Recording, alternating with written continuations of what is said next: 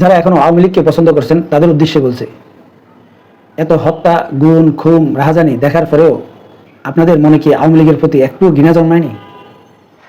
একবার চিন্তা করে দেখুন তো, যেই সব নিরীহ লোকদেরকে আয়না করে রেখে বছরের পর বছর নির্যাতন করা হয়েছে, সেই সব পরিবারগুলো যখন এই প্রধানমন্ত্রীর কাছে গিয়েছিল এবং তাদের স্বজনদের খোঁজে, তখন এই শেখ হাসিনা তাদের সাথেও মায়া কান্নায় জড়িয়ে পড়েছিল। এবং তারা যখন 2024-এর স্বাধীনতার পর বাড়িতে ফিরে গেল, অনেকেই দেখেছে তাদের স্ত্রীদের অন্য জায়গায় বিয়ে হয়ে গেছে। এমতো অবস্থায় তাদের মন মানসিকতাটা কেমন হয়েছিল? অথবা এই ঘটনাগুলো যদি আপনার পরিবার বা আপনার সাথে ঘটতো, তাহলে আপনার কেমন লাগতো? এত কিছু দেখার পরেও যদি আপনারা আওয়ামী লীগকে পছন্দ করেন, তাহলে বুঝে নেবেন এই সমস্ত ঘটনাগুলো আপনারা সমর্থন করছেন। যদি এগুলো সমর্থন করে থাকেন, তাহলে আপনি একবার ভেবে দেখেছেন আপনার ঈমান আছে তো?